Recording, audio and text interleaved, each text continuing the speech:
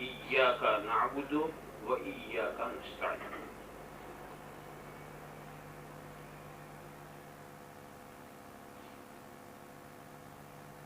ہر مسلمان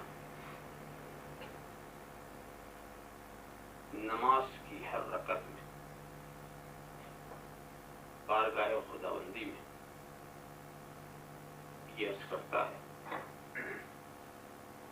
اور اس کے سوا بھی نہ جانے کتنی بار وہ کہتا رہتا ہوگا کہ اے اللہ ہم تیری ہی عبادت کرتے ہیں اور تجھی سے مدد مانگتے ہیں.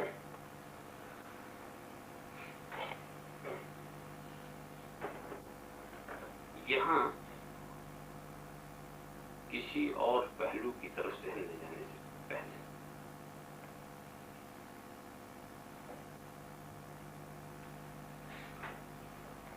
عربی زبان کے گرامر کی روشنی میں ایک بات میں عرض کروں، پھر آپ اسلامی تعلیمات کی خوبیوں سے اچھی طرح سے واقف ہو سکیں گے. یہ نعبدو یا نستعین،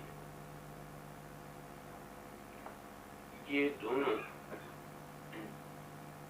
عربی زبان میں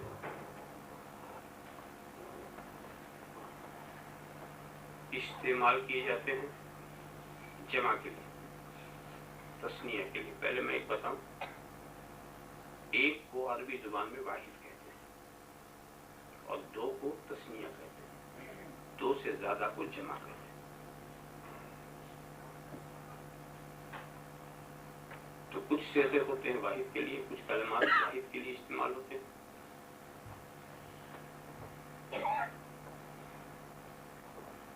اور یہ جو جمع کا لفظ ہے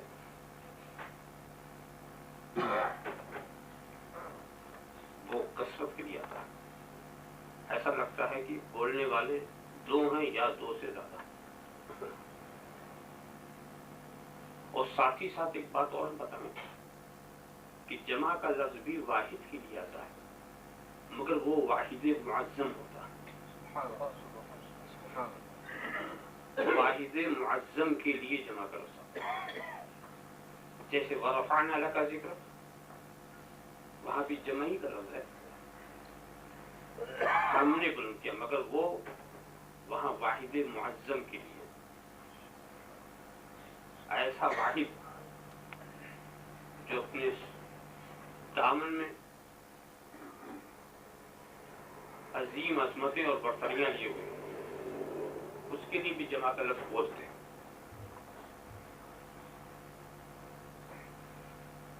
اب ہم جو یہ کہتے ہیں کہ ہم تیری ہی بات کرتے ہیں،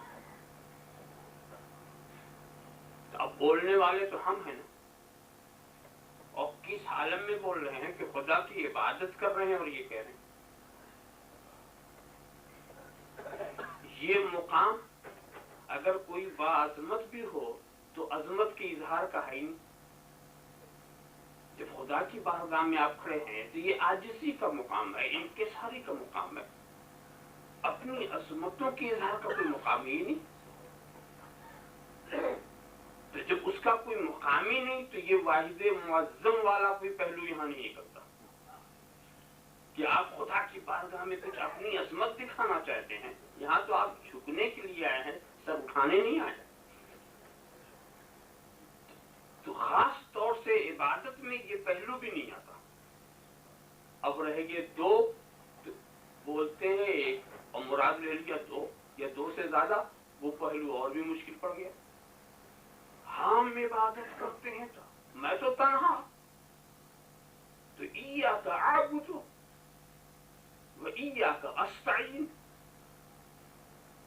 میں تیری ہی عبادت کرتا ہوں، میں تجھی سے مدد مانگتا ہوں، یہ ہونا تھا. اور بولے ہم تیری عبادت کرتے ہیں، ہم تجھی سے مدد مانگتے ہیں.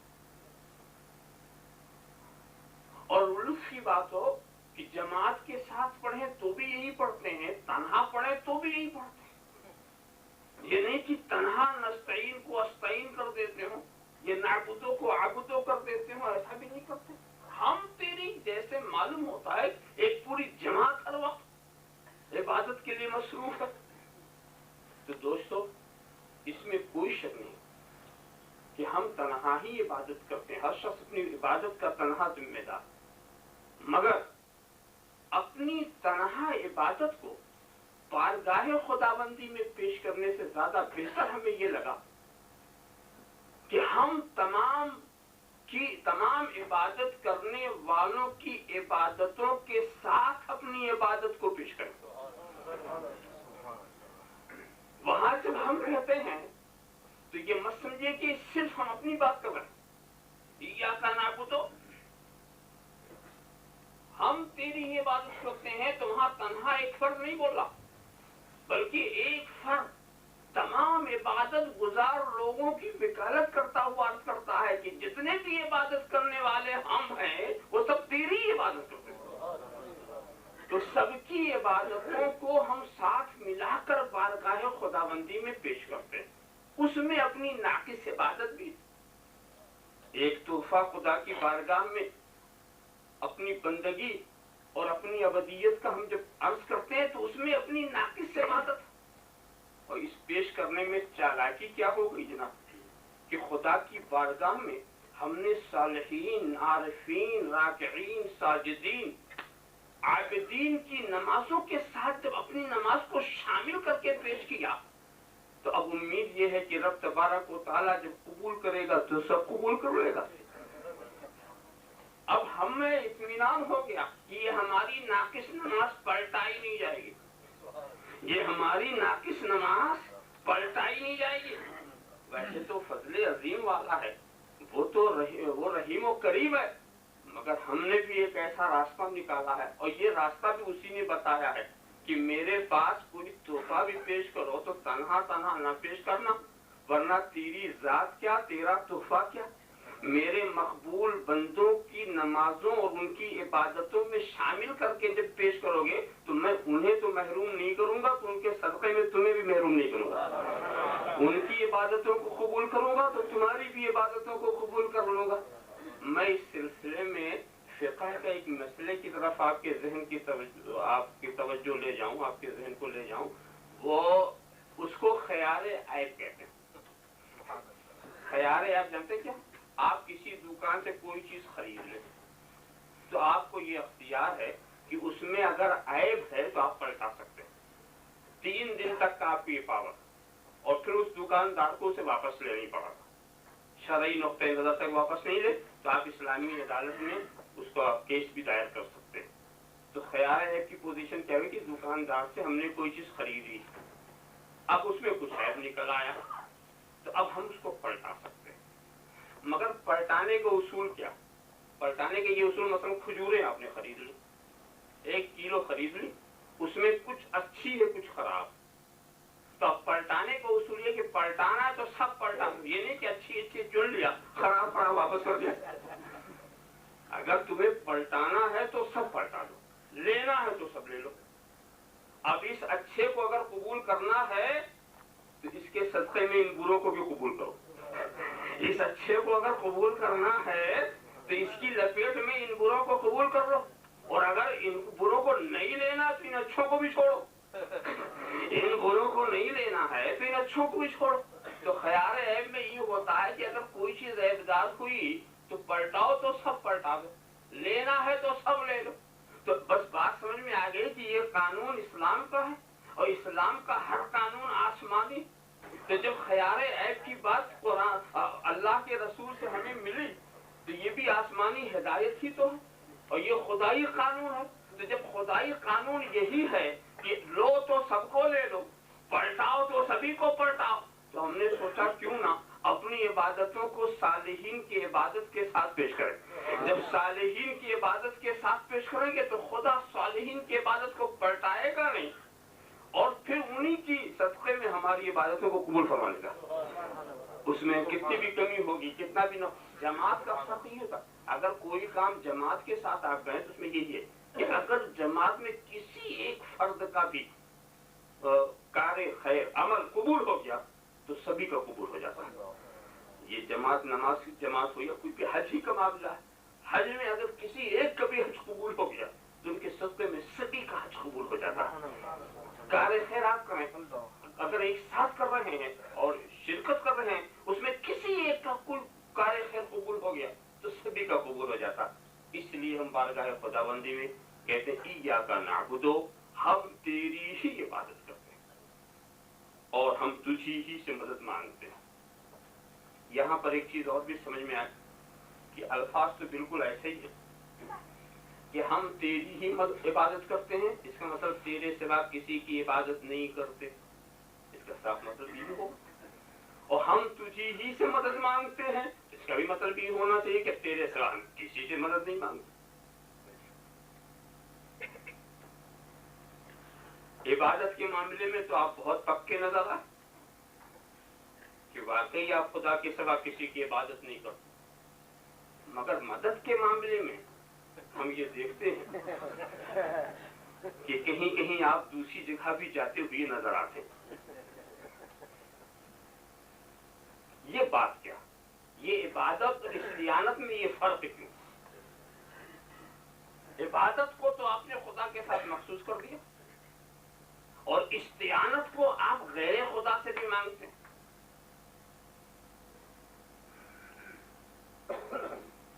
اور صرف آپ ہی نہیں مانگتے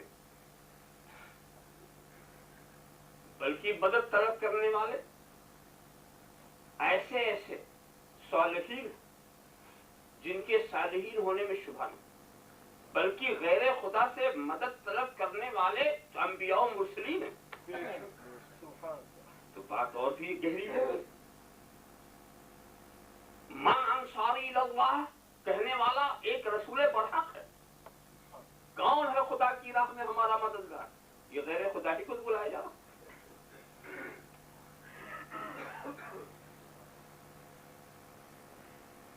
آپ خیال کرتے چلے جائیں تو بات اور بھی اہم ہوگی.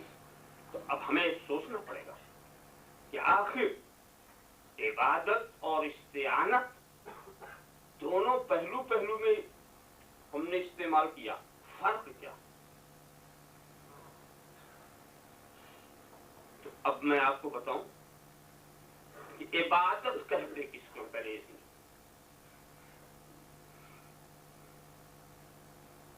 عبادت کہتے ہیں اقصی غایت الخضوع، عاجزی اور انکساری کی انتہا، کہ اس کے بعد پھر عاجزی کا کوئی درجہ ہی نہ رہ جائے. چاہے وہ عقیدے میں یہ انتہا ہو، چاہے عمل میں یہ انتہا ہو.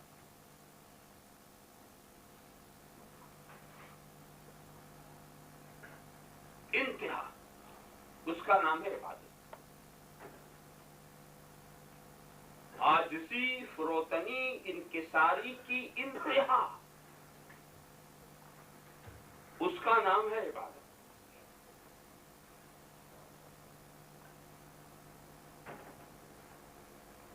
اگر اس سے نیچے آ پائے وہ عبادت نہیں. عبادت اسی وقت ہوگی جب فروتنی اور عاجزی اپنے انتہائی کمال پر، منتہا پر. جب یہ بات آ گئی تو یہ بات بالکل واضح ہے کہ کسی چیز کی بھی انتہا ایک ہی ہوتی، ابتدا بھی ایک اور انتہا بھی ایک. درمیانی کڑیاں تو بہت ہوتی مگر نہ ابتدا کی تقسیم ہو سکتی ہے نہ انتہا کی. کسی بھی چیز کی انتہا کوئی ایک ہی ہوگی. ایسا نہیں ہو سکتا کہ دو انتہائیں ہوں، کہ یہ بھی انتہا اس سے آگے بھی کوئی انتہا نہیں. حقیقی انتہا جسے کہیں گے یا حقیقی ابتدا جسے کہیں گے، ہر چیز کی ابتدا بھی ایک اور ہر چیز کی انتہا بھی ایک. اور جب انتہا ایک تو انتہا کی بھی تقسیم نہیں ہو سکتی اور ابتدا کی بھی تقسیم نہیں ہو سکتی. درمیانی منزلیں کچھ بھی ہوں. تو جب عبادت نام ہے عاجزی اور فروتنی کے انتہا کا، تو اب وہ ایک ہی ہوگی، دو نہیں ہو سکتی. اس لیے کہ انتہا معاملہ اس میں تقسیم نہیں، ایک ہی اسٹیج اور وہ پھر ایک ہی ذات کے لیے مخصوص ہوگا. مزے کے ساتھ وہ عمل ہم اس کا استعمال ہم نہیں کر سکتے. مگر مدد کی کیفیت میں بتاؤں آپ کو، مدد کے درجے الگ الگ، چھوٹی بھی مدد ہوتی ہے، بڑی بھی ہوتی ہے. کسی نے آپ کو 4 آنے دے دی، یہ بھی ایک مدد ہے. 5 کروڑ دے دیا، وہ بھی ایک مدد ہے. لاکھوں دے دیا، وہ بھی ایک مدد ہے. تو مدد کے درجات بہت ہیں. مدد کی تو تقسیم ہو سکتی ہے، مدد کے اسٹیج مراتب الگ ہے، مگر عبادت کی کوئی تقسیم نہیں ہو سکتی. عبادت ایک ہی چیز ہے، اور وہ جس کے ساتھ مخصوص ہوگی اسی کے ذات کے ساتھ. مگر مدد کا معاملہ ایسا ہے کہ وہ اس کے بہت سارے درجات ہیں. اسی لیے جس قرآن نے ایاک نعبد کہا ہے تو پورے اسلام کو آپ دیکھ ڈالیں اور قرآن کریم کی ہر آیت پر غور کر ڈالیں، اور جتنی احادیث منقول ہیں یا جتنے بھی ارشادات صاحب کرام کے سب کو دیکھیں، کسی معنی میں بھی غیر خدا کی عبادت کا کوئی تصور نہیں ملے. کسی معنی میں بھی مجاز حقیقت کی کوئی تعویل، کسی بھی تعویل میں بھی کہیں بھی یہ نہیں کہا ہوگا گیا کہ غیر خدا کی عبادت کرو. عبادت کا حکم خدا کے سوا غیر خدا کے لیے نہ کہیں ملے گا، اور نہ کسی تعویل کی روشنی میں یا تعویل کی آڑ میں کوئی کسی غیر خدا کو اپنا معبود کہہ سکتا، نہ بنا سکتا. یہ تو رہا عبادت کا معاملہ.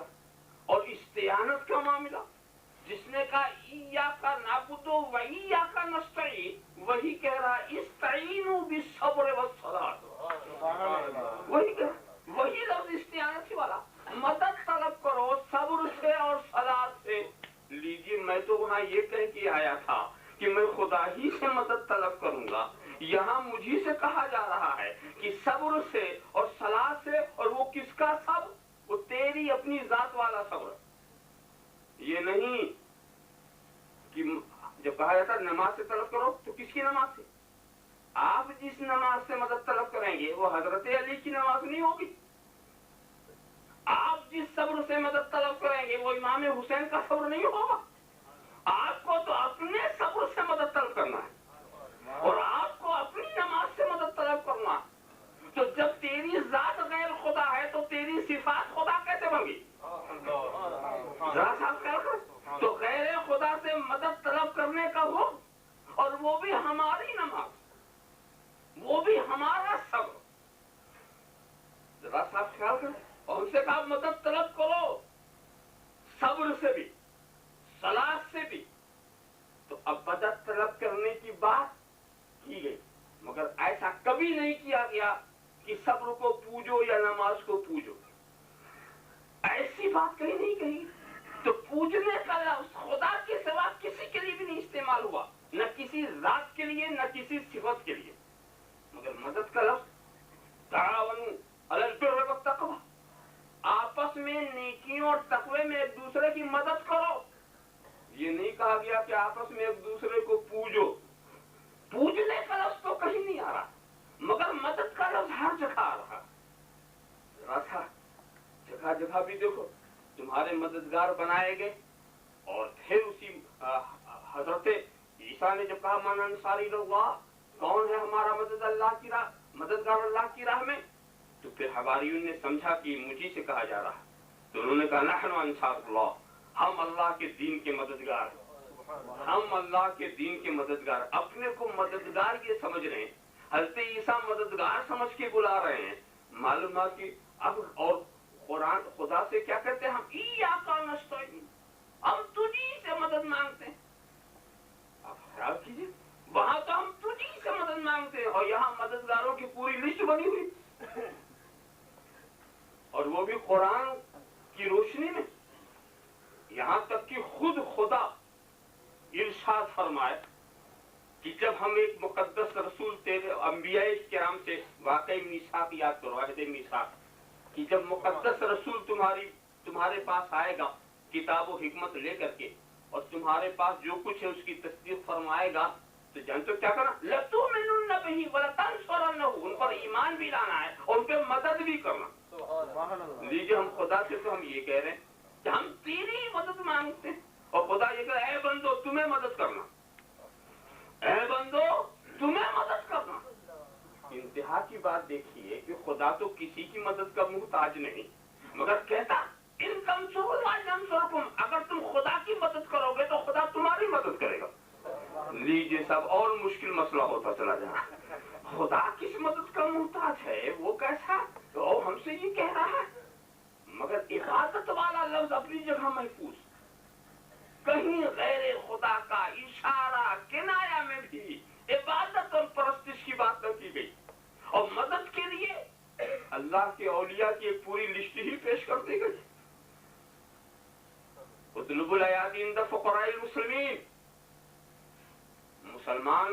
مسلمانوں میں سے وہ لوگ جو ساری دنیا سے بے نیاز ہیں ان سے مدد طلب کرو, ان سے نعمت طلب کرو. آپ خیال کرتے چلے جائیں.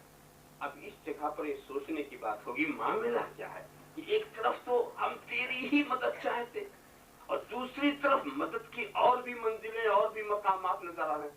تو ہم آپ کو بتا دیں دوستوں, مدد کا معاملہ ہی ایسا ہے کہ اگر کسی بھی حکومت اور کسی بھی سلطنت میں آپ رہیں تو اس حکومت اور سلطنت کے جتنے شعبے ہیں ان شعبوں میں آپ کسی بھی شعبے سے مدد طلب کریں, یہ حکومت ہی کی مدد ہے.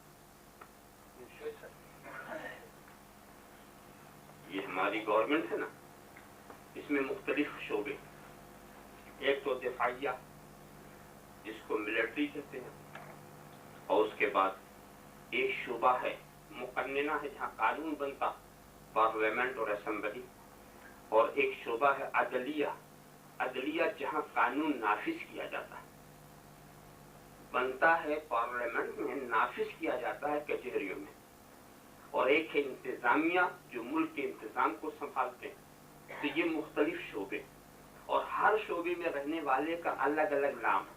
ملٹری والے جو ہیں, کوئی میجر ہے, کوئی لیفٹیننٹ ہے, کوئی جنرل ہے, کوئی کرنل ہے, اس طرح کے الفاظ وہاں معروف. اور یہاں جو مقننہ میں ہیں ان کو ایم پی کہا جاتا ہے, منسٹر کہا جاتا ہے, اس طرح کے الفاظ یہاں ملتے ہیں.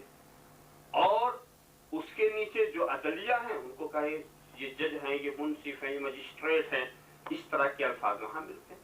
اور جو انتظامیہ والے ہیں ان کے لیے الفاظ یہ ہیں کہ صاحب یہ فوجدار ہے, یہ داروغہ ہے, ایس پی ہے, ڈی ایس پی ہے, آئی جی ہے, ڈی آئی جی, یہ الفاظ یہاں ملتے ہیں. مگر یہ سارے محکمے جو ہیں یہ گورنمنٹ ہی کے محکمے. تو اب اگر آپ اپنی حکومت سے کہتے ہیں کہ ہم تیری ہی مدد مانگتے ہیں, اور چلے گئے ملٹری سے مدد لینے, چلے گئے تھانے پہ مدد لینے, چلے گئے کچہری میں, تو یہ نہیں کہا جائے گا کہ آپ اپنے معاہدے سے بدل گئے, اس لیے کہ اس کے جتنے محکمے ہیں ان کی مدد اسی کی مدد ہے اور ان کو مدد کرنے کے لیے بنایا ہی گیا. ہاں اگر آپ انڈیا میں رہیں اور مدد مانگے کسی اور سے, باہر چین والے سے مدد مانگ لیں, کہیں روس سے مدد مانگ لیں, امریکہ سے مدد مانگ لیں, اب یہ کہا جائے گا غیر سے مانگ رہا. اس لیے کہ ہمارے جو حدود سلطنت کے لوگ تھے ان سے نکل کے مانگ رہا, ہمارے جو پرائے تھے ان سے مانگ رہا, ہمارے اپنے سے مانگتا تو مجھ سے مانگ رہا تھا, ہمارے اپنے سے مانگتا کسی بادشاہ کا وزیر تمہیں دو, یہ بھی بادشاہی کیا تھا, اس کا کوئی بھی کارکن تمہیں دے وہ بھی بادشاہی کیا تھا, وزیر خزانہ سے تمہیں ملے یہ بھی بادشاہی کیا تھا. مگر کسی دوسرے ملک سے آپ نے اگر ہاتھ بڑھایا تو یہ غیر کی مدد ہوئی, غیر کی یہ مدد اسے, غیر کی مدد اسے کہیں گے. اور اپنوں سے مانگنا یہ غیر کی مدد نہیں ہو سکتی. تو اب ہم جب یہ کہتے ہیں ایاک نستعین, اے خدا ہم تیری ہی مدد, تجھی سے مدد مانگتے ہیں, تو مطلب یہ ہوا کہ ہم حکومت الہیہ کے باغی نہیں ہیں. حکومت الہیہ کے جتنے شعبے ہوں, چاہے وہ رسالت کا شعبہ ہو, چاہے وہ ولایت کا شعبہ ہو, چاہے وہ غوثیت کا شعبہ ہو, چاہے وہ خواجگی کا شعبہ ہو, جتنے شعبے تو نے ہماری مدد جاتے، ہم ان سے باہر نہیں جاتے، ہم کبھی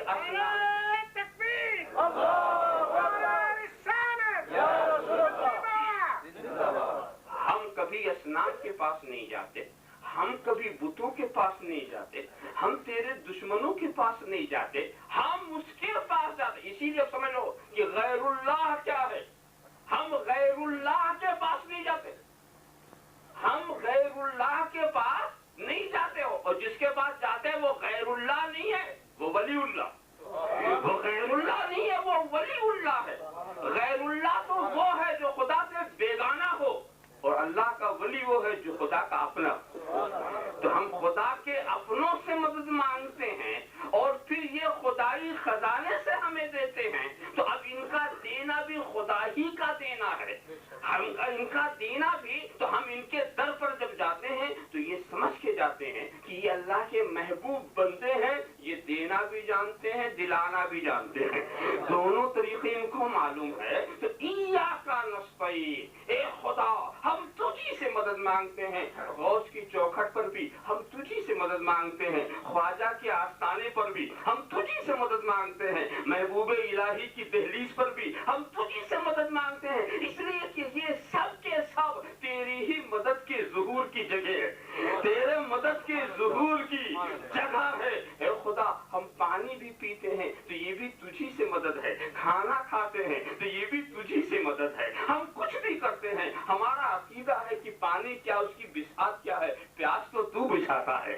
بھوک تو تو مٹاتا ہے، شفا تو دیتا ہے. تو چاہے دنیا ہو چاہے دین ہو، ہم اسی مرکز پہ جاتے ہیں جس مرکز کو تو نے سبب بنایا ہے ہماری مصیبتوں کے دور کرنے کا. تو ایاک نستعین، ہم تجھی ہی سے مدد مانگتے ہیں، ہم تجھی ہی سے مدد مانگتے ہیں.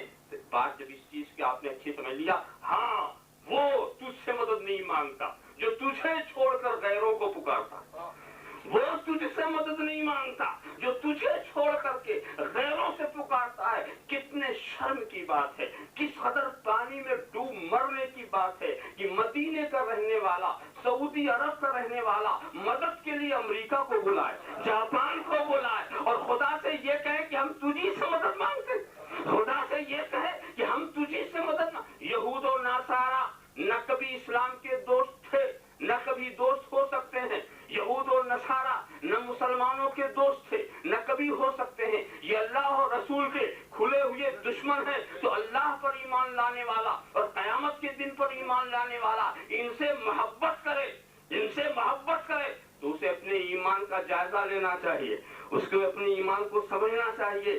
خدا سے تو یہ کہہ رہا ہے کہ ہم تجھی سے مدد مانگتے ہیں، اور شیطانی اور طاغوتی طاقتوں کو بلا رہا ہے.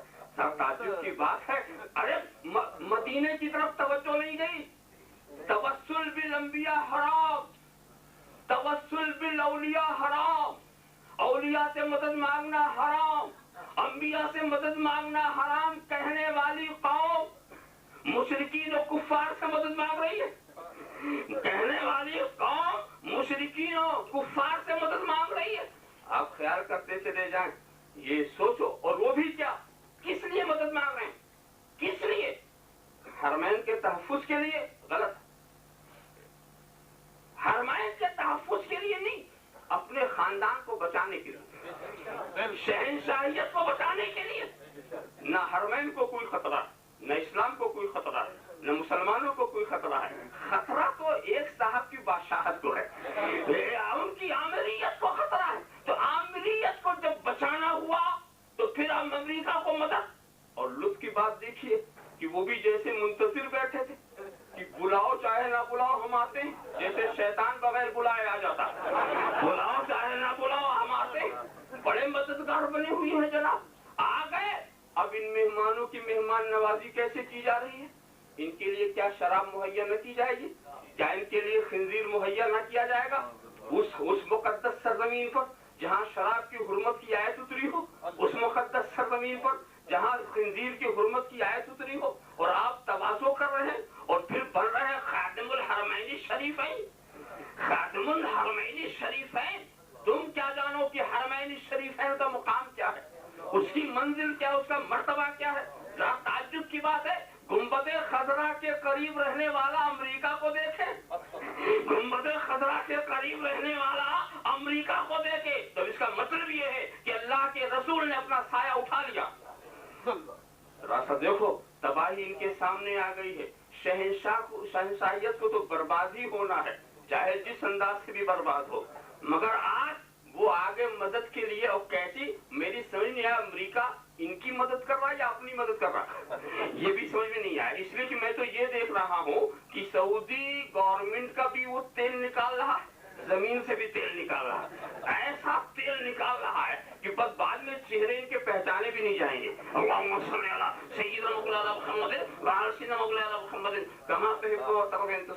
जरा सा ताज्जुब की बात हो, भेड़ियों को मदद के लिए बुलाया, भेड़ियों को मदद के लिए बुलाया है।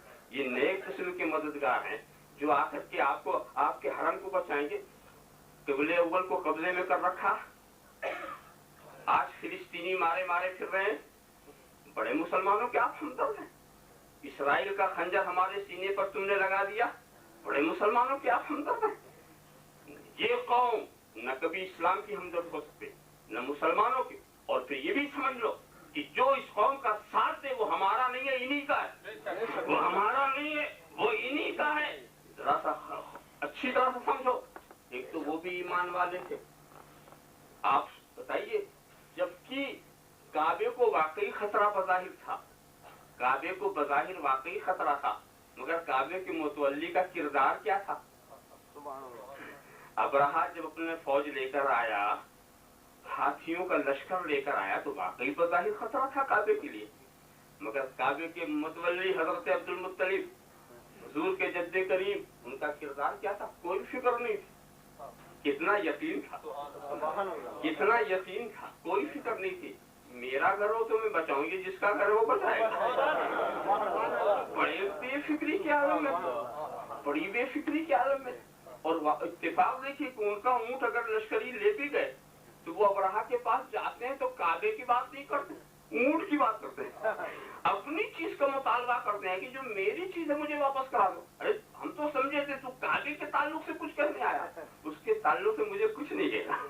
उसका बचाने वाला खुद ही देखा, उसका बचाने वाला खुद ही देखा। याद रखो, रब तबारक व तआला हमेशा बातिल कुव्वतों को बड़ी जाहिरी तवानाइयां देता, मादी ताकतें देता।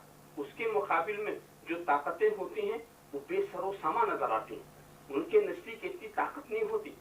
मगर हम जब मुकाबले का नतीजा देखते हैं तो हक को बुलंदी होती है और बातिल को रुसवा होना पड़ता है। जरा आप ख्याल करें, एक तरफ सिर्फ हजरत इब्राहिम, एक तरफ पूरी नमरूदी ताकत। कोई सोच सकता था कि ऐसे माहौल में हजरत इब्राहिम का मिशन चल सकेगा? और एक आदमी को, सिर्फ हजरत इब्राहिम को आतिशकदे में डालने का जो मंसूबा बना, तो ताज्जुब, एक आदमी को जलाने के लिए कितनी लकड़ियां चाहिए? एक आदमी को जलाना है, उसके लिए कितना बड़ा आतिशकदा चाहिए? अरे चंद लकड़ियों में उसका काम हो जाता, इसके लिए बहुत बड़े आतिशकदे की जरूरत नहीं। मगर आप देखें तो सिर्फ एक आदमी के लिए जो आतिशकदा तैयार किया गया, उसकी चौड़ाई भी 1 मील और लंबाई भी 1 मील, उसको लकड़ियों से भर दिया गया। और उसके बाद उस दौर में लोग मन्नतें मानते थे कि अगर मेरा ये काम हो जाए तो मैं भी जाके लकड़ी डालूंगा। इस तरह से लकड़ियां उसमें, और कितना जबरदस्त आतिशकदा बनाया गया एक के लिए, वो एक के लिए। मालूम है कि बातिल कितनी जबरदस्त ताकत के साथ आया। मगर दोस्तों क्या हुआ? वही एक गालिब रहा। आतिशकदा बनाने वाले रुसवा हो गए। फिरौन कितनी बड़ी ताकत के साथ 70,000 जादूगर, बताइए सा, एक दो से भी काम नहीं चला।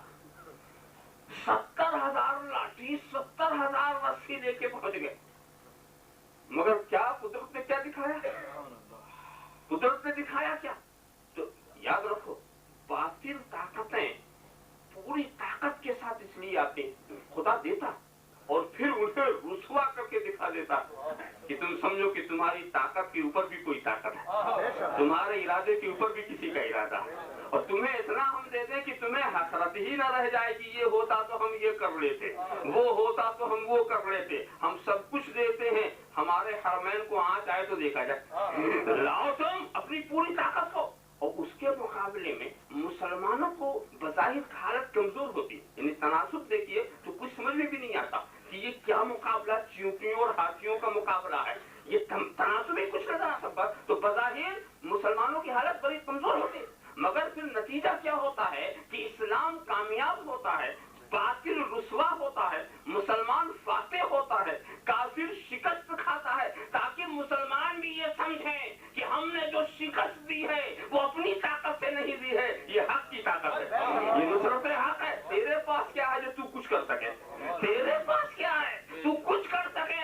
یہ اسی کی مدد ہے جس کی مدد تو رات دن مانگتا ہے. ایاک نستعین ایاک نستعین ایاک نستعین. اے مستعان خلق، ہمارا کوئی نہیں، ورد زباں ہمارا ہے، ایاک نستعین. اور یہ اتنی بڑی طاقت ہے کہ اس راز کو نہ کافر سمجھ پائے گا، نہ مشرک سمجھ پائے گا، نہ یہودی سمجھ پائے گا، نہ نصرانی سمجھ پائے گا.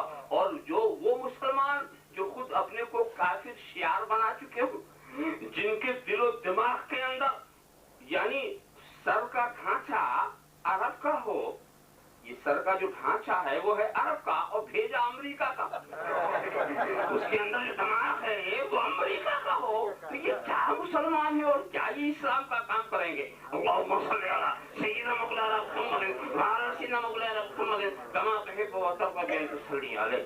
تو دوستو، ایاک نعبد و ایاک نستعین کی محمد سے وفا تو نے تو ہم تیرے ہیں، یہ جہاں چیز ہے کیا لوح و قلم تیرے ہیں.